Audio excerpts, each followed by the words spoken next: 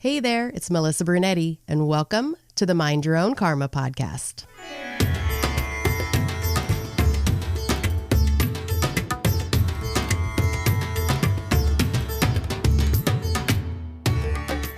Hey there, Karma Crew. Thank you for joining me on another episode of Mind Your Own Karma, the Adoption Chronicles.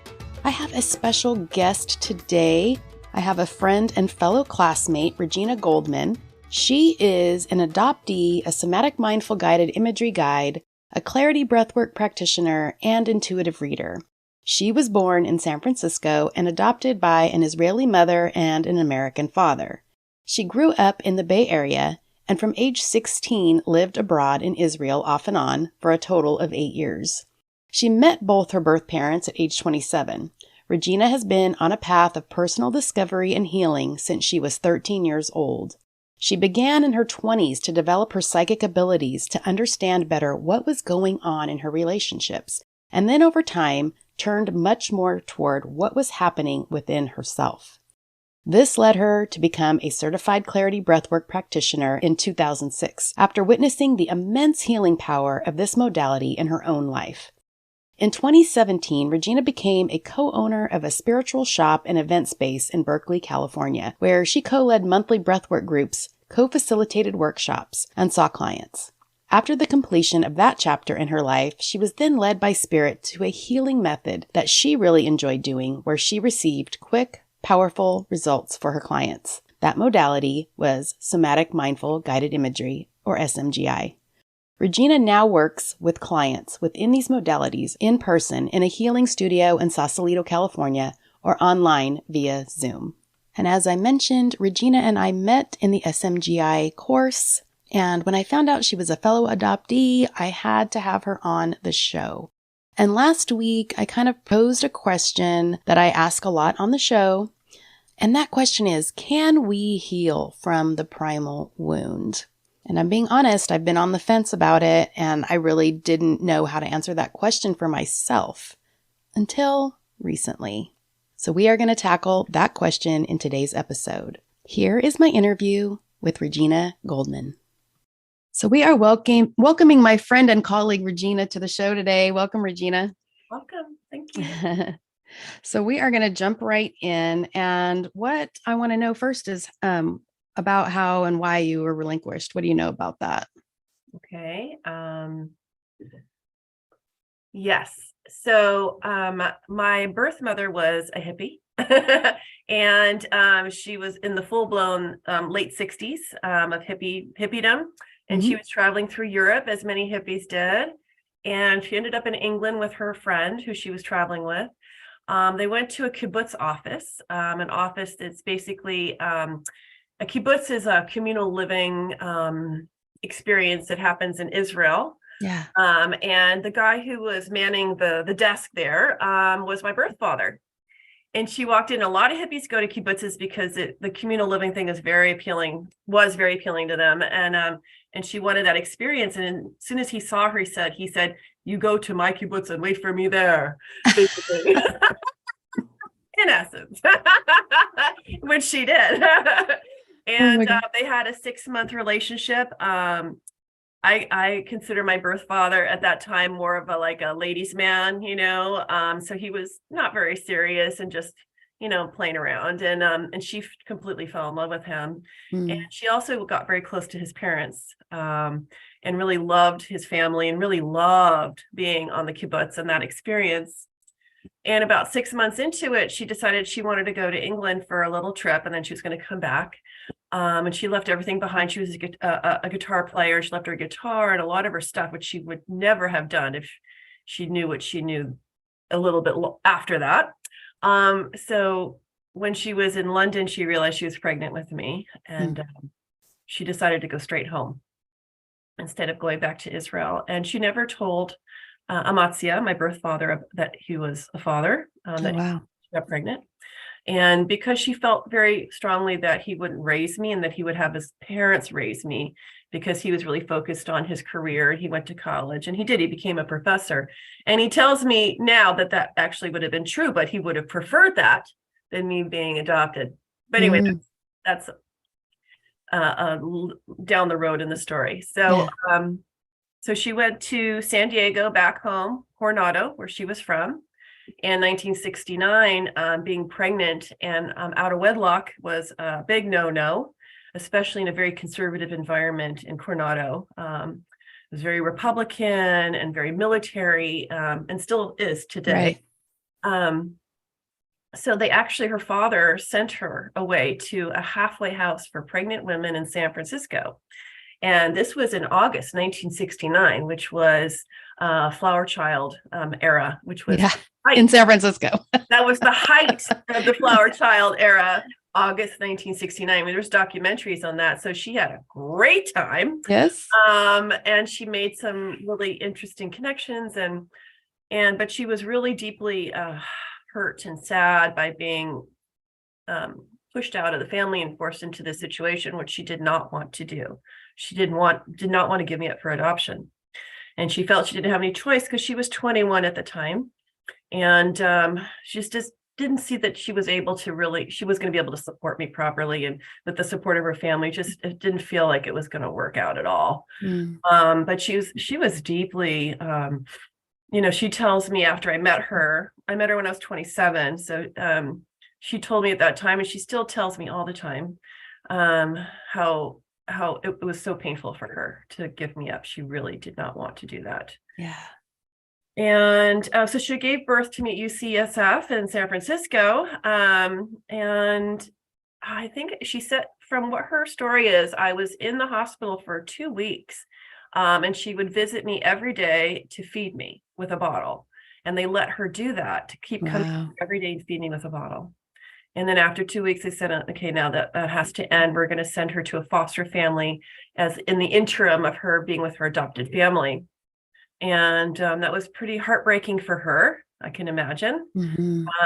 Considering the situation, when she'd given me up for adoption and signed the papers, she had made a request that I go to a family that was Jewish and had a connection to Israel, because her time on the kibbutz was so impressed upon her in such a beautiful way.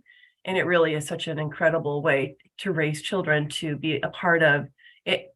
I've spent a lot of time on kibbutzes, and it's very idyllic, great sense of belonging and connection and togetherness, and it's beautiful. I went to Israel a long time ago, and we went to a kibbutz, and you could just feel that, the community, that community feeling. Very strong. Yeah.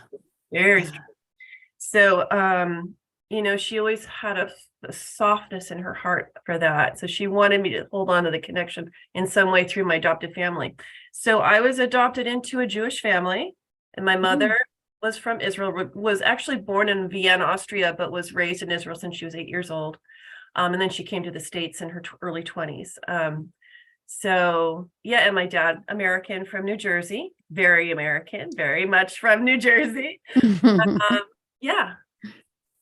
So talk about your adoptive parents a little bit. What was it like? What were they like? What was it like growing up in their household? So my dad he's passed away in 2014, and I love him deeply today, still today, forever. But he has had a beautiful, beautiful heart. He's a beautiful man. He was a cardiologist, and a really intelligent man, really thoughtful. But he kept those thoughts to himself. He really didn't speak his mind very much, because my mom was a narcissist, and she came from a very damaged background. She came from a very wealthy family, and she was kept with governesses. Governess is like a fancy term for an au pair or a nanny, and didn't see her parents much. And then there was some abusive stuff that went on that really shaped who she was. That's another story. Yeah. So from those experiences, she was unable to be empathic or to nurture. She couldn't really be an effective mother. And she was very self-absorbed, narcissism. So it was really difficult for my dad. and he didn't have the strength within himself to stand up to her, because that would have just been hell. She would have given him hell on a regular basis until she wore him down. And then he just, found, just did what he was told, basically, at all times. And it was all about her. So being raised in that kind of environment, my dad was emotionally really present with me until I was about 5 or 6 years old. And then that was it. He just completely shut down and totally retreated into himself. And I was really alone. I have a brother who is 5 years older than me, who, just kind of went through it as well, but he didn't want any connection with me or relationship. He was really focused on himself. And I think he took that from my mom. And I think I took after more of my dad, to be honest. Sort of this wounded, empath. And my brother is just kind of doing his thing and doesn't really want to, And my brother has a really beautiful heart, though, as well. He learned that from my dad. He got that, which is, thank God. So he has both aspects. And I think I did too. I must have. Is your brother adopted as well? No, my brother's not adopted. My mom had hysterectomy after having my brother. Okay. And they still wanted a child. So she had to do that for medical reasons. She had to. Okay. Yeah. So how was that growing up? Did you feel different from your brother? Did they treat him different since he was biological? The only difference I noticed was that they treated him differently because he was male and I was female. That's the biggest difference I noticed. And I always felt that there was no difference between us in terms of how my parents loved us or related to us. And what I realized it is real, over time, what I realized it really was the impact of being a woman, because my mother felt very jealous of me and jealous of my relationship with my dad, where she didn't have that with my brother. And I in a lot of ways felt closer to my dad than she did. I hear that so much in the adoptee community, how the adoptive mom was jealous of the relationship of the daughter and the adoptive father. That is not the first time I've heard that. Wow. Many times. That's the first time. I don't know a lot about the adopted world, actually. I don't know why that is, but that's interesting that you say that, because I've heard it at least 3 times. Wow. That's interesting to hear that. Yeah. Well, I mean, it made sense in my family because my mother's very insecure and she been jealous of me my whole life. My mom is in relationship much more of an older, jealous sister than actually a mother. And she's been competing with me and, in that way, and being jealous of me my whole life. So, and it never made sense to me when I was a kid, because I always expected her to act like a mother. Yeah. Yeah. How old were you when you kind of realized that, do you think? It's funny because the first thing that comes to mind is age 20. I started to realize some things. The first thing I realized is that I'm actually a good person, something I didn't know until then, because I'd been told that I wasn't a good person and everything was my fault, and that I'm a mess and a loser and I'm basically screwed up, Yeah. And then I realized, wow, I'm actually a good person. Wow. It took another 10 years to realize that most of the stuff that my mother told me had nothing to do with me and was really about her. Yeah. To really get that took me another 10 years. But to realize that, to really understand the level of jealousy that I was experiencing with her probably took another, probably in my mid-30s, I really started to really get it, and in my full maturity. So I think from 35 to 40, I started, once I was 40, I was really like, okay, I'm an adult. I'm empowered in my body. I'm me. But it took me a long time to get there. And it was a result of how I was raised, I really dealt with really big issues of self-esteem and self-worth. I'm not good enough. I'm not worthy were my 2 main core limiting beliefs. Yeah. And, I guess when you get down to it, I'm not lovable, Right. Yeah. So, those issues really catapulted me into, focusing completely on healing myself, because otherwise it was just too uncomfortable to live in this body. Yeah. So it sounds like you did find your biological family. How did you go about finding them? That's an interesting story. So When I was 26, I just wanted to know what it meant to be biologically connected to somebody. I had no idea what that was. I saw it around me, but I didn't understand it for myself. I wasn't really looking for another mother or father at all. Yeah. I wasn't looking for, another family. And just very powerful curiosity. What does that mean to be biologically connected to somebody? What are those traits? Yeah. What's me, what's them? And how does that relate to my adopted family? And maybe to bring some understanding, Yeah, definitely.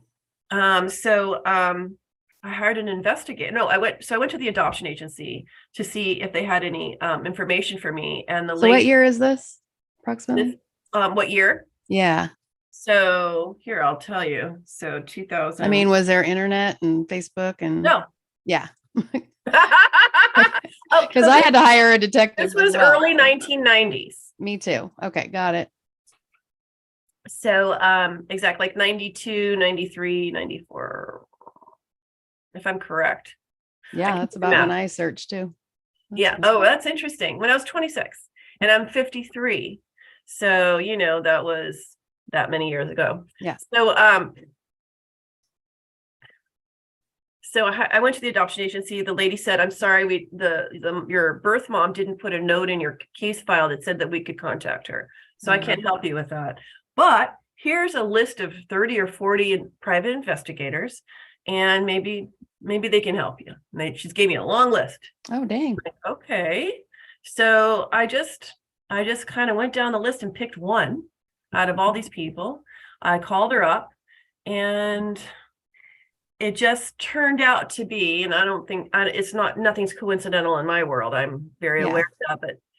So it just happened to be, which was not happened to be at all. It was totally meant to be, that this one investigator that I chose had a 5-year working relationship with the lady of the adoption agency. And she would call her up and narrow it down to 1 or 2 or 3 lists of people. And she would just read off the names over the phone. And the adoption agent would just say, nope, nope, nope, nope, nope.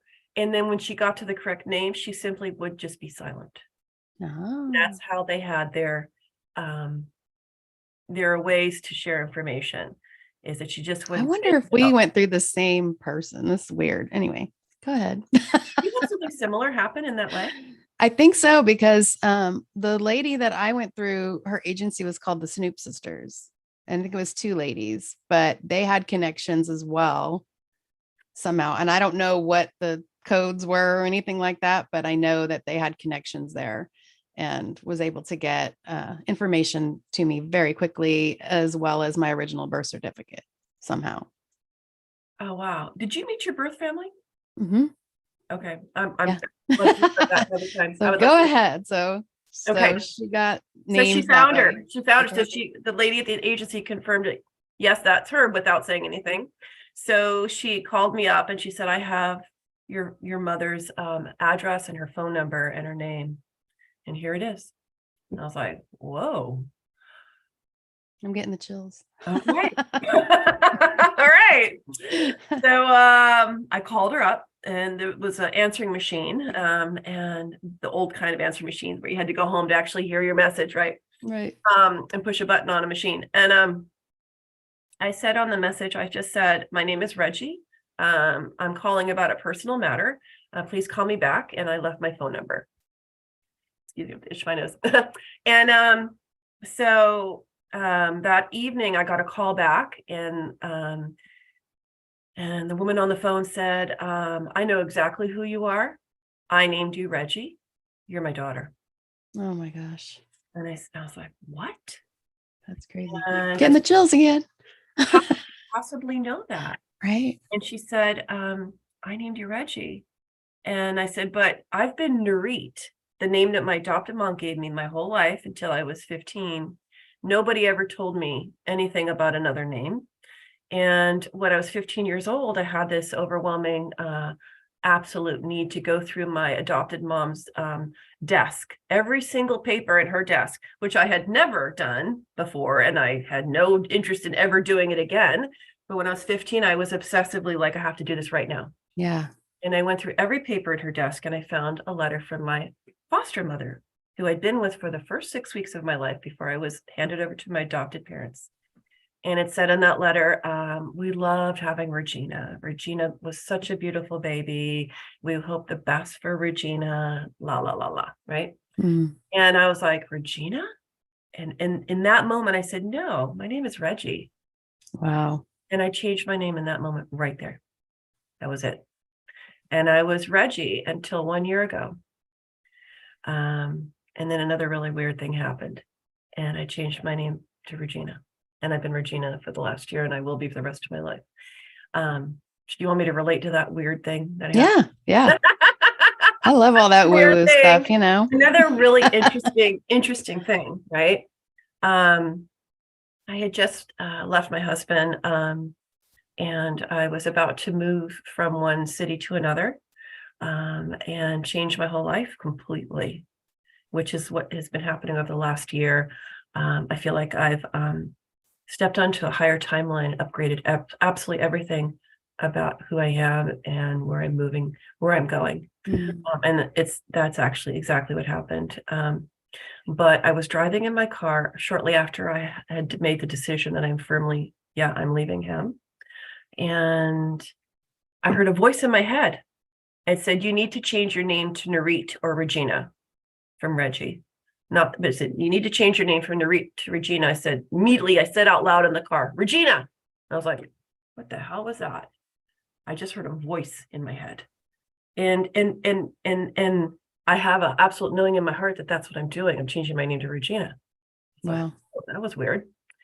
1 week later, I was in a psychic session with a friend of mine. She's a really outrageous psychic. She does something called Akashic record reading. And she was in the Akashic records reading. And the very first thing she said in that session was, oh, your guides tell me that you need to change your name to Narit or Regina. And I said, I already did that. And it already happened 1 week ago. I said, that's freaking me out, you know? Yeah. Like this. And I said, who was that voice? She said, that was your guide, your spirit guide. And I was like, whoa, that was very audible. Do you know why why they said that you needed to change your name? Do you have any? Because the frequency of the frequency of that name, that each letter holds a number and each number holds a frequency. Just saying it out loud. And I could feel it. People calling me Reggie.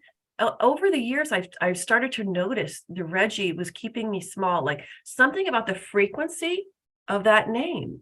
It's like every letter has its own sound, and every sound holds an octave or frequency, or and that frequency has an effect on the things around you.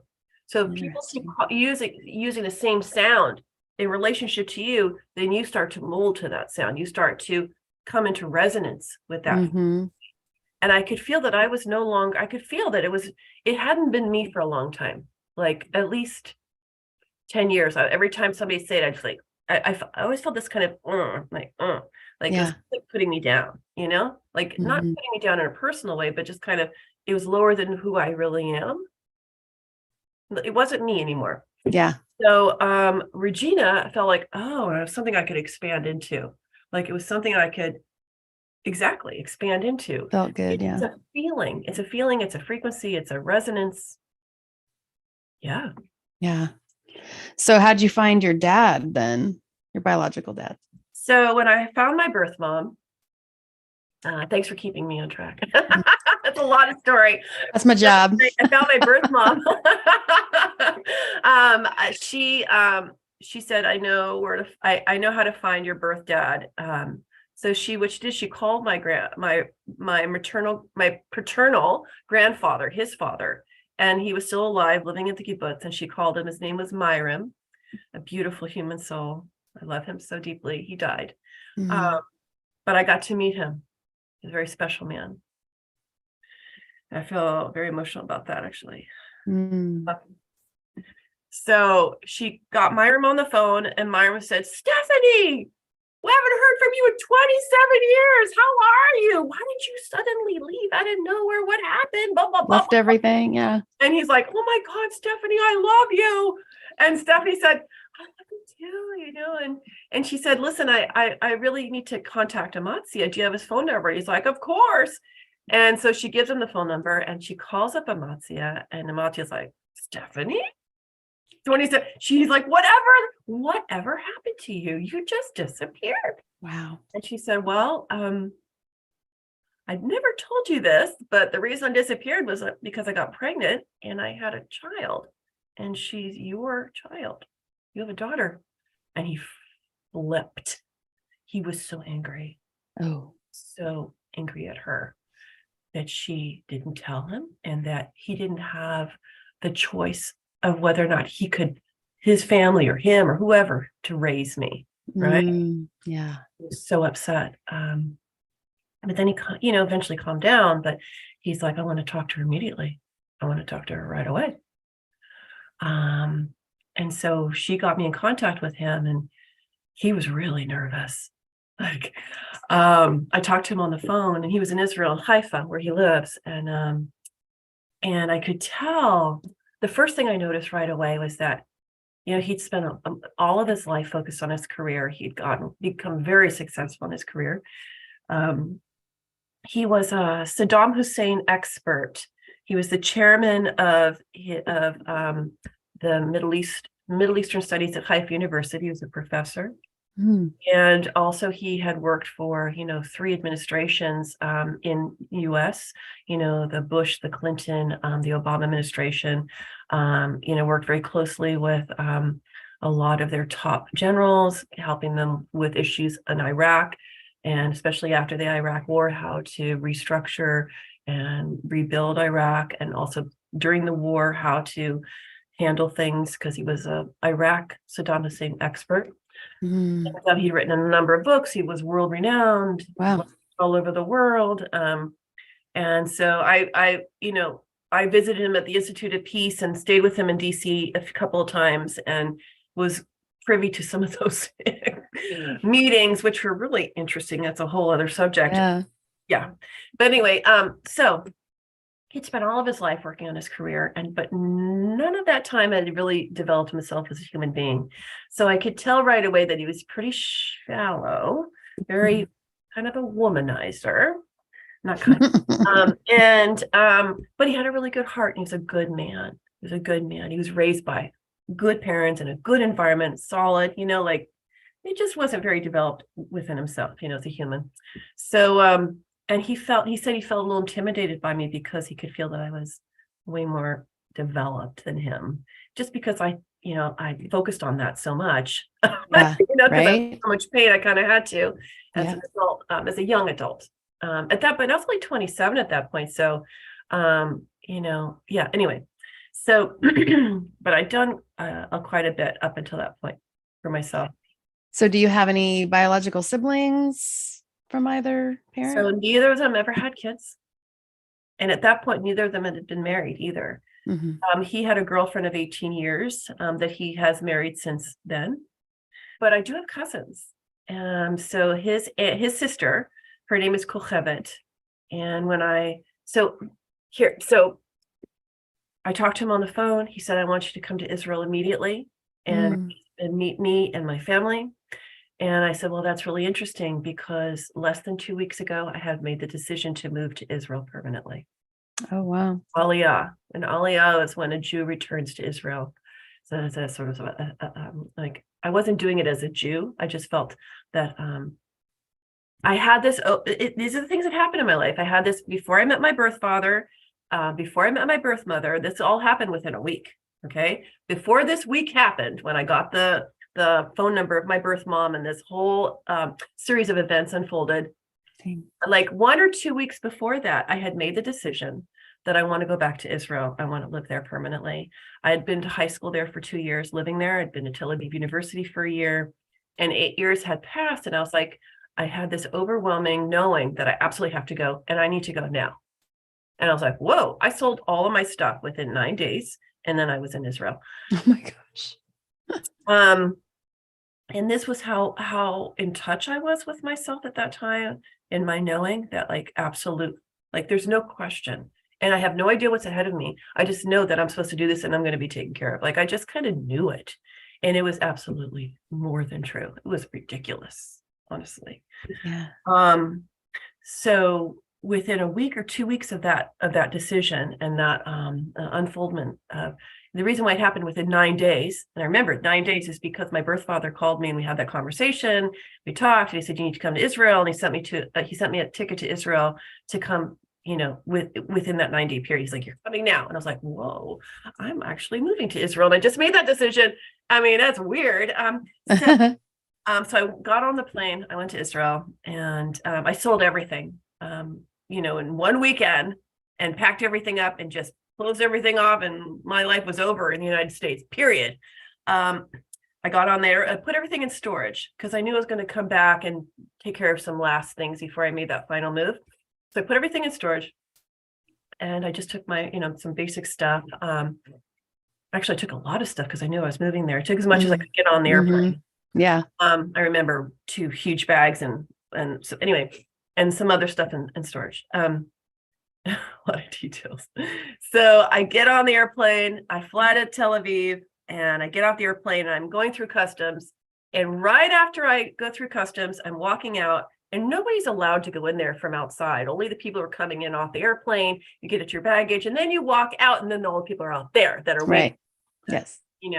But because he was, kind of high up in his realm of political connections, the head of security at Tel Aviv airport was his student, used to be his student.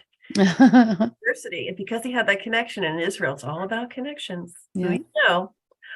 He was able to bring himself and a professional videographer through all the way to where you show the passport, and he was waiting right there for me to record me walking through those doors. Oh my God. Record the whole thing, and I was like, a little overwhelmed, and he's like, "Hello, my God." I'm like, okay, and hello, and he took me through and got my bags and took me, and we got past all that stuff where all the people were waiting, and there's my aunt, my grandfather, and his girlfriend, soon to be wife. There's my aunt just bawling. My grandfather, tears running down. And I'm just like, oh my God. Wow. And it was very intense and emotional. They took me to their kibbutz, where my birth mom met my birth father, and my grandparents still lived there. And because the kibbutz is such a tight community, we went to the Herochel. Herochel is the dining room, where it's a communal dining room where everybody comes for lunch. Usually people eat in their own homes for dinner, but for breakfast and lunch, they all eat together in a big dining room.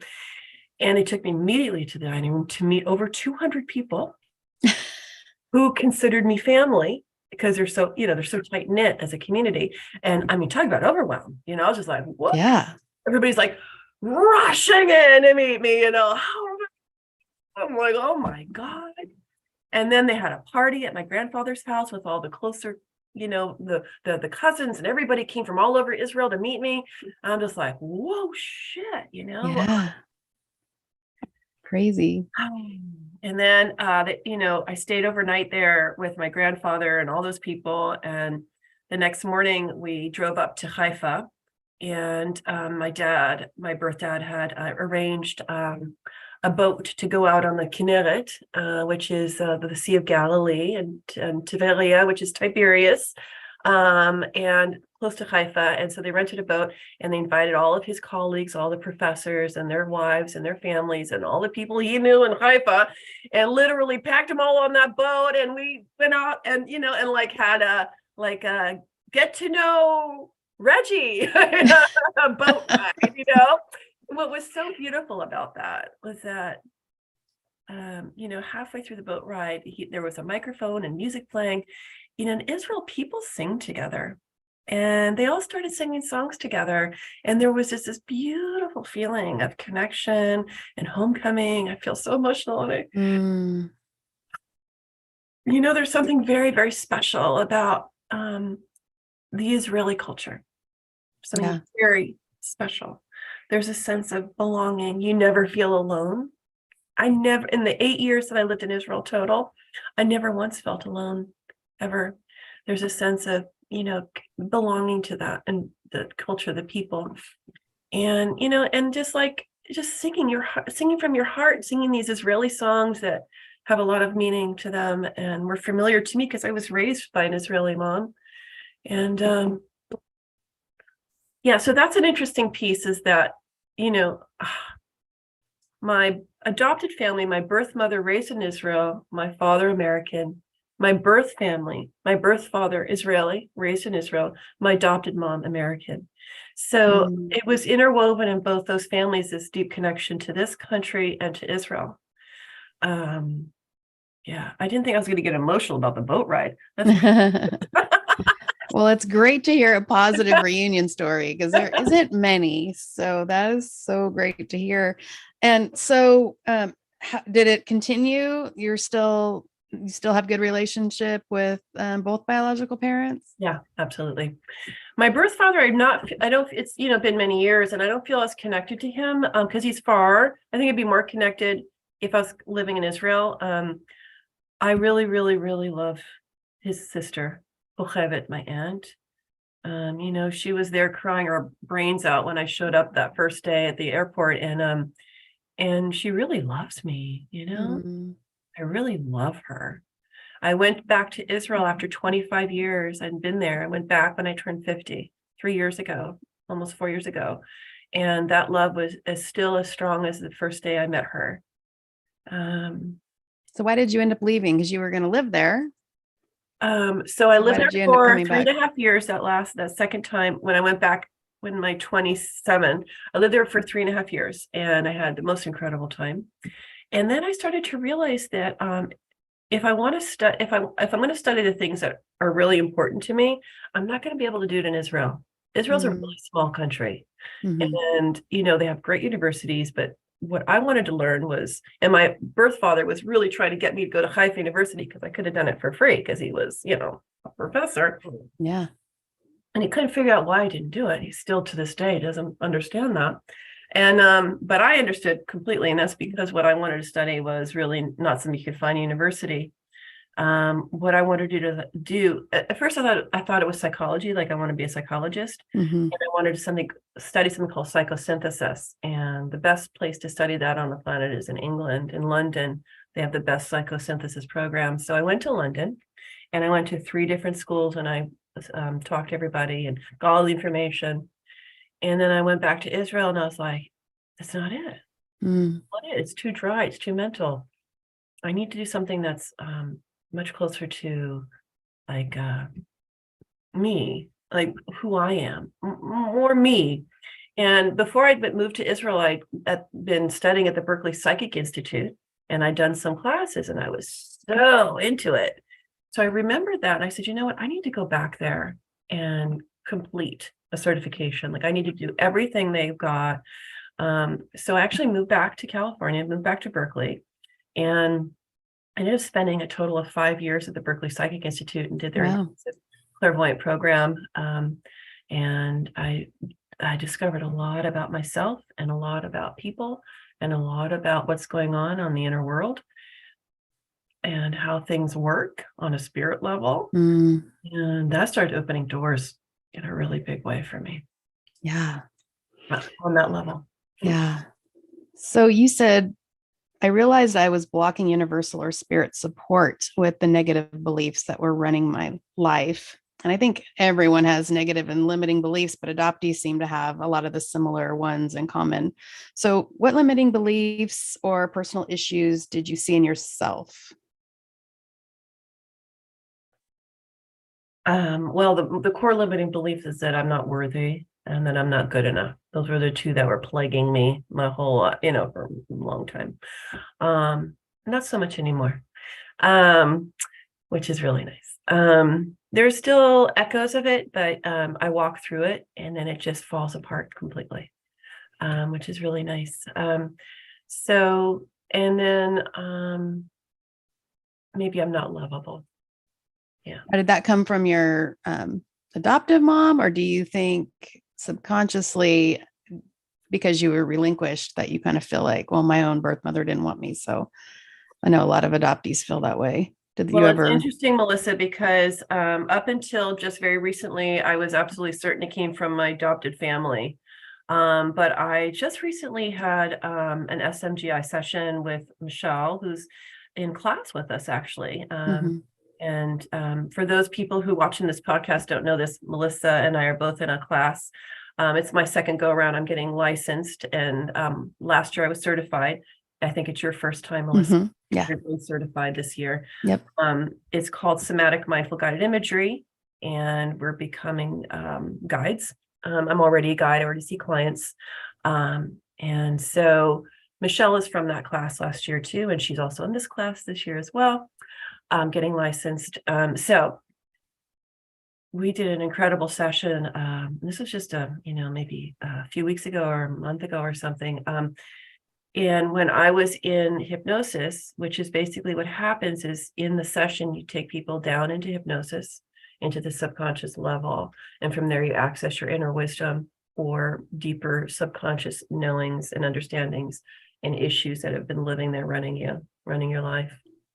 And from that deeper level, my inner wisdom said very clearly that I need to be taken back in utero at 2 months in utero, before I was born, because at 2 months old, I started taking on all the beliefs that my birth mother believed about herself. At that time, started impacting me at 2 months old in utero. Yeah. Before I was born. And that I took it on, and that because I had no understanding that she was separate from me, I believed 100% that she is me and I am her. We are one. And that is absolutely true for infants and small children. They don't understand they're separate from the mother, right? So they take it all on as their own, right?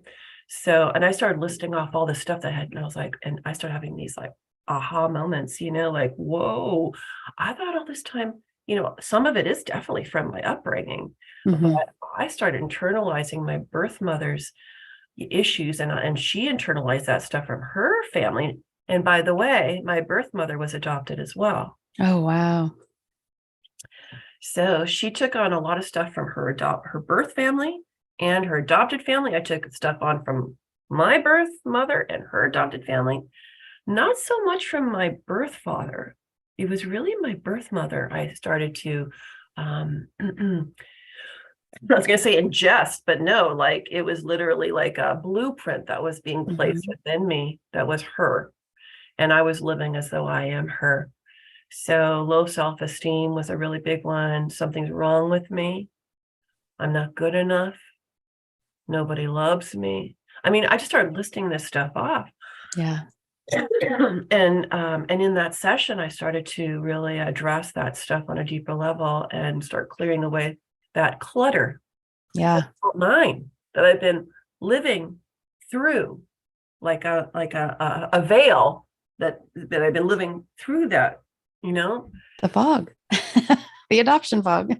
And that's interesting. And before we started doing this interview, you mentioned adoption fog. And I was like, what the heck is that? I've never heard of that. Yeah. And I was like, and then you described it. I was like, oh, shoot, that's exactly what happened. That's what happened. I just realized recently. Yeah. I didn't realize that. Interesting. Yeah. So what's incredible is the work that I'm doing and that you're studying right now is so helpful. Not only unearthing that stuff, but clearing it out. Yeah. And Definitely. reintegrating the parts of us that we neglected and pushed away and disowned. Yeah. For survival purposes. The wholeness. Like, it's a miracle. It's actually a miracle. Yeah. So I had a interesting session with Amy Anna on Wednesday night, because I always ask people. She's somebody in our class, by the way. Yes. Yeah. I always ask people on the podcast, do you believe that we can heal from the primal wound? And probably 85% of the time they say no. And to be honest, I was on the fence about it. I did not know. I did not know if you could heal from the primal wound. But I've been immersed in the adoptee community so much lately, and I just see this deep hurting and physical pain and people not knowing where it's coming from, what it's connected to. And so when I heard about SMGI, I was like, oh my God, if there's an answer, this is it. Right. And still, we're 10, 11 weeks into the class, I still couldn't answer the question, you know? So Amy Anna guided me last Wednesday, and I knew all this stuff was going to come up, and I wasn't looking forward to it, to be honest, but I knew I had to go there. Right. So I was having this pain in my shoulder, which I have all the time. Oh. And it was just screaming. And so she's like, okay, follow the pain. Right. So I follow it. And it was what's connected to. Yeah. Yeah. A dark black room with a light shining down on an empty cradle. And An empty what? Grail? Cradle. Oh. And I was like, I didn't even want to tell her that's what I saw, because I knew if I told her, then here we're going to go, right? We're going to open this crazy, who knows what. So anyway, I'm like, I know I have to. So I told her, and now I can honestly say that, yes, you can heal from the primal wound with SMGI. 100%. 100%. And that's huge, because this community needs this so badly. So badly. So, and I think from what I see in the adoptee community is they trust other adoptees. They're always looking for a therapist that's adopted, or, yeah. So it's huge that we're doing this, because this community needs us, and SMGI, these guides, they need it. And so if you are an adoptee, we're going to have Regina's info all in the show notes and stuff. But yeah, I can totally say that I do believe that you can heal from it. I mean, what's really going on when you are working with SMGI, with Somatic Mindful Guided Imagery, is that you're accessing your subconscious, and everything that's running you, all your core limiting beliefs, all of the old stories that you've internalized and made real into your world live there. And it's only in the subconscious that they can be released and reintegrated, or just removed, let go of, if it's not yours to begin with, know. And if it's yours, we talk to those parts of you, those, child parts of you, young adult parts of you that made decisions about yourself based on those beliefs. And we have conversation with those parts, and then we invite them to come back home and reintegrate. And then what happens from that is you start to see subtle changes over time that affect everything. And what things that used to hold you back, or the feelings that used to plague you, are just like it's kind of like wisps of fog that just kind of you can feel the echo of them, but as soon as you focus on them, they're gone. Like you're not feeling it anymore. Yeah, it's not there anymore. And you're able to actually move forward in your life. Yeah. I have so many miracle stories. Tell us some. Personal or otherwise. So just to put this out there, I also started out doing breathwork, Clarity Breathwork, and the breathing. And I just did my first group in Marin yesterday, and it was hugely successful and powerful. Successful in the sense that people, what they came for, they got what they came for. Because that's, for me, that's hugely successful. Yeah, very powerful. And it works in the subconscious as well. It's very similar to SMGI. The difference with SMGI is that it's really easy to do. It's much easier. It's actually enjoyable. It's fun for me and for the client. It might not be fun to see that stuff, but the process is really interesting. Yeah.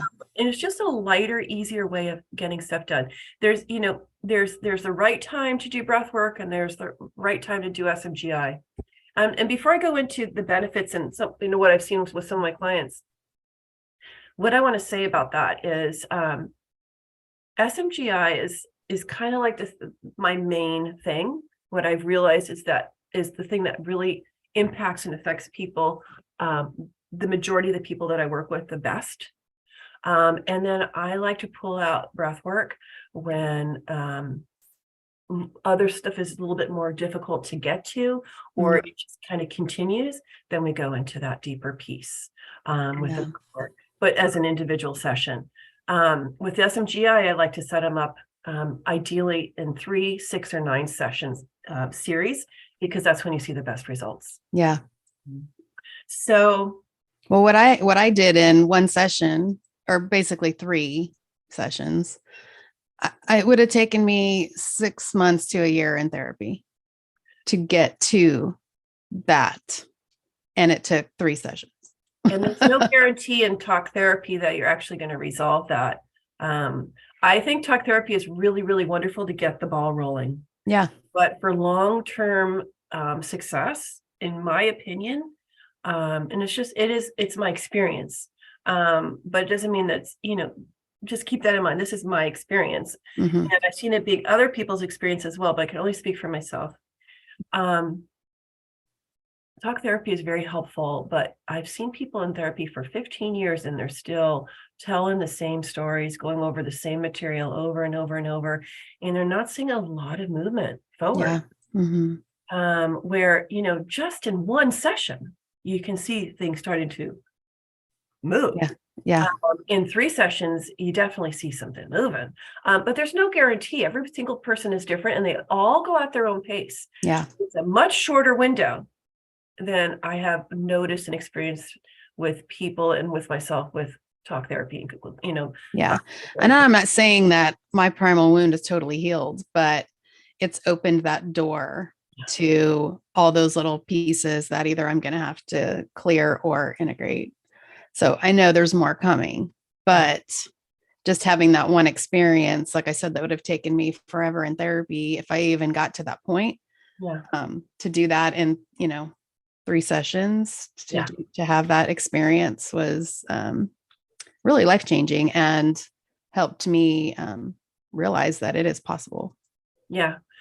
I've not only seen that it's possible, but I've seen miracles, and I call them miracles. They're not really miracles, honestly, when you really break it down, because when you understand how the psyche works and that everything is stored in the subconscious, and most of the stuff that's going on in our lives, we're not even aware of what's the motivating factors of it occurring and unfolding. But when you go into the subconscious, it all becomes very, very clear, and you're able to actually clear away what's not yours, integrate the parts that are yours in a healthy way. So that's going to benefit you and help you move forward in your life. So I'm going to talk about 3 clients that I've had over this last year. And I'm just going to give them fake names. Yeah, just to maintain their privacy. Right. So 2 of these people, I'm going to call them Joseph and Jennifer. Okay. So Joseph and Jennifer, they were actually referred to me by the teacher, our teacher, Gina Vance. She said, listen, they can't afford the sessions that I do because I've been doing it a long time and I charge a good amount for that. But they're not able to do that. And I said, but could you possibly help them? As just kind of like for practice. So I said, absolutely, I'd love to do that. So I actually started seeing them for free. And I said, okay, I'll do 3 sessions with each of you. And Joseph, I ended up actually doing 6 sessions, and I did them all for free. And after we did 3, I said, let's do another 3, because it was really unfolding. It was incredible. And I said, let's just keep going, And then with Jennifer, I'm on my 17th session with her. She's about to do her 18th session. Wow. She turned into a paying client because she was getting so much out of the work. She said, okay, I'm just reverting. I'm going to start paying you. And I was like, great. So that's awesome. And so Joseph, he was dealing with long-term depression. He'd never seen a therapist, never got any help for any of this stuff going on with him. It'd been happening since he was 5 years old. And he never had any relief at all from it. Depression, he wanted to love himself more. And I'm looking down at my notes just to make sure I'm getting it right. Sure. He wanted to take better care of himself. He wanted to have greater willpower and self-discipline. But most importantly, he wanted to love himself more and clear this depression that he was feeling. And he just couldn't shake it. And it was, it affected every area of his life, basically his whole life, So after doing 6 sessions, we started to see some real changes after 3, but after 6 sessions, he started to experience a lot of ups in his life, which he had never experienced. That was his term, a lot of ups. He never had that happen before. He was actually having good feelings for the first time in his life. Good feelings, like ongoingly good feelings. I mean, that's a really big deal. That's huge. Yeah. He felt like he was more in touch with himself for the first time in his life. He was feeling like he was good enough. That's a big one, because I'm not good enough core belief, it can, be really difficult to live with. And I can attest to that. He was feeling positive for the first time about his future. So he told me about this little example, he was at work and he was standing next to a coworker, and he always felt less than everybody else around him all the time. And he noticed for the first time, he's sitting next to his coworker, and he started noticing he felt like he was his equal. Like he felt really comfortable in his body, and he felt like a total equal to his coworker. And we're the same, we're on the same level. He's like, I've never had that experience before. I've always felt less than everyone else around me. And I was like, yes. And that's possible at 6 sessions. So crazy. That's incredible. It's incredible. He dropped out after that. He kind of went back into some old patterning, and I tried to pull him back in, not pull him, but encourage him to come back, because I knew there was more to go for him. Everybody's different. But he never made it back. And that happens sometimes. People are willing to go so far and then they stop. But if you're willing to just keep going, there's so much that can happen. Yeah. So much possibility that can happen. Real healing.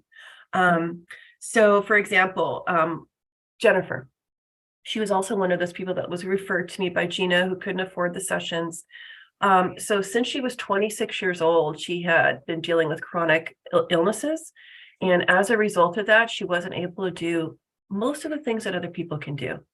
And as a result, she fell into a great deal of depression. She felt a lot of anger, a lot of frustration, and she missed out on a lot of life. Yeah. And it wasn't just her chronic illness. It was the beliefs that she was holding about herself in regards to that, but also separate from that too.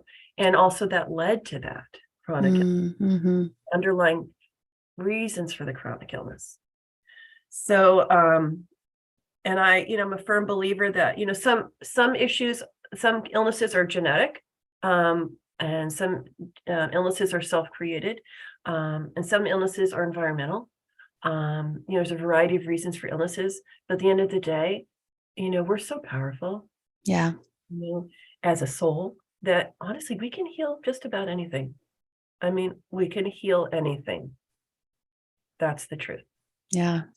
So, regardless of where these things came from. So, Jennifer, so she was searching for answers with no results for, over 30 years. She's in her early, just about to be 60, 26. That's a long time. It's almost 30 years. That's a long time.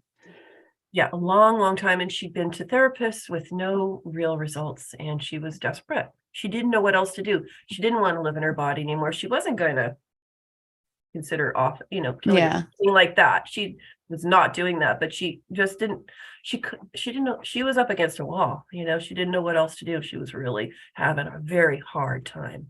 It was sick and tired really of being hard. Sick and tired. It was really hard. Yeah.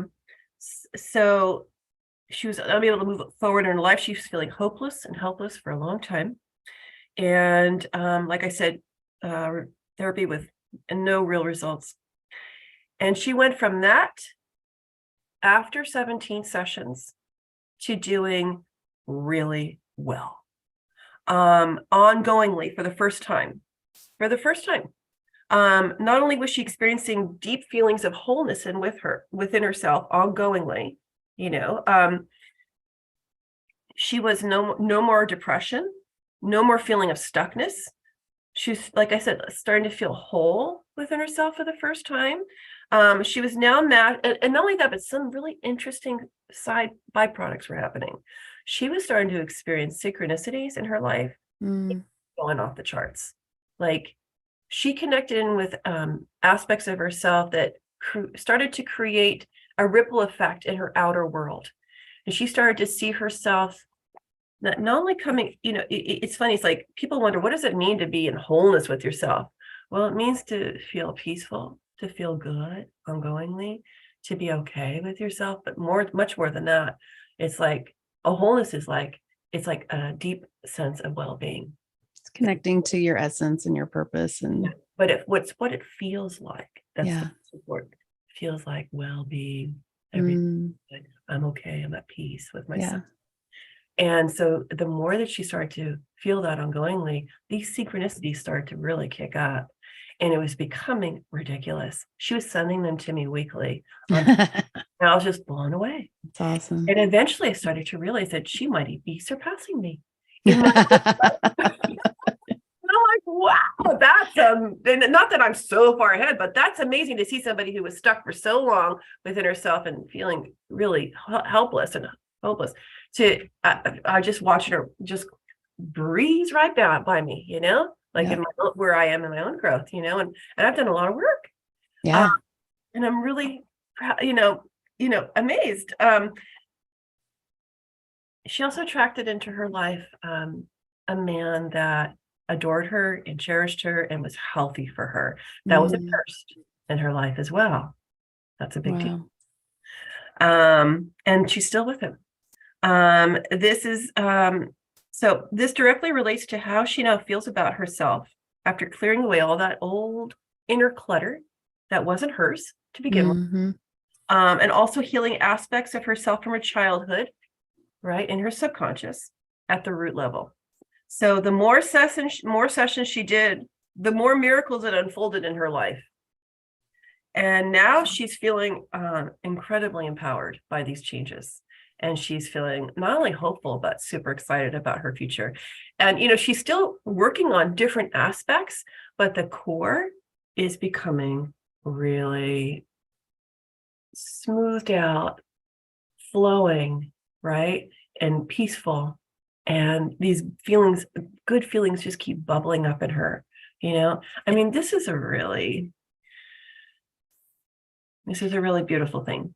To witness that and to share that journey with her, Right. So this woman, I'm going to call her Suzanne, and she had been living in her body and with a sense of fight and flight her whole life. She's in her early 30s. She'd experienced sexual abuse as a young child, 2 years old. As a result, she was wired for stress. And she, as the way she describes it, and had really low self-esteem, was looking for her looking to men to make herself feel like she's good enough as a result of some of those issues. And she went through a lot. And she, through just doing 8 sessions with me, I say just because there was a lot of shifting there, she was able to release fear that she'd been living from. She changed the perspective of how she felt about herself. She completely felt like she was worthy. Like she was worthy of love, of consideration, of attention, of affection. She came into self-acceptance. That's a lot of stuff to happen in, 7 sessions. Yeah. And she became peaceful with herself. Now, this is like a really ongoing thing. And that's the thing what we all desire on a deep level, is to be in peace with ourselves. Right? And she says now she walks through the world, and when she feels fear, when she feels that stress or anxiety rising, it's the same thing like it describes, it's like a sheath that just touches you. It's like an echo, but it just falls. And literally, you see it, you feel it for a moment, and then it just drops away, and it's just not there anymore. Yeah. So, and she says it just falls away with grace, as her word. Wow. That was another. I'm gonna continue to call these miracles. Yeah, even though I know they're not actually miracles, but they feel like it feels. Yeah. I feel like it is. Definitely. So, yeah. So you want me to, did you say, yeah. Yeah. So anyone that wants to contact you, how do they do that? Do you do discovery calls? How can Yes, people I do. find you? I do. So I have a beautiful new website that I've just finished and polished off, and I'm really loving it. And you can find everything you need there. And you can get my information, find out more about the things that I've mentioned. I also do intuitive readings, psychic readings with people. But the main body of what I do is the SMGI and the breathwork, Clarity Breathwork. So my website is soulsanctuarywithregina.com. And if you want to email me, it's soulsanctuarywithregina@gmail.com. Perfect. And we'll have those links in the show notes for anyone that wants to contact you. And I'm also on Facebook as well. And what's the same name? So it's Facebook/Soul Sanctuary with Regina. Okay, perfect. We'll have all that in the show notes. Well, thank you so much for coming on today, Regina. Thank you so much for having me. I've never actually been, interviewed about my adoption story, and it made me very emotional and reminiscent about some of the really beautiful pieces. And thank you so much, Melissa. I really appreciate that. Yeah, thank you. Yeah. I hope you enjoyed this episode today with Regina and I. And if anyone is struggling, you don't have to be an adoptee to do SMGI. Anyone can benefit from it. And if you are interested in getting a hold of me or Regina, our links are in the show notes. If you have any questions, please reach out to us. We would be happy to talk to you. I was so happy to hear a positive reunion story. It is possible. And I just loved hearing her story about the airport and seeing her dad, her biological father, for the first time and how his family reacted. It was just so, I got the chills the whole time I was interviewing her on everything she was saying. I just kept getting the chills. Such a great story. Thank you so much, Regina, for coming on and sharing your story and helping educate the world on adoption. And I thank you for listening today. If you are ready to tell your adoption story, please contact me at mindyourownkarma@gmail.com. If you want to know more about me and the podcast, you can go to my website, mindyourownkarma.com, or find me on social media. Please help us and rate, review, and subscribe to the podcast. It helps get the word out. It helps others hear what really happens with adoption. As always, take what you need and leave what you don't. And always remember to mind your own karma. I'll see you next time.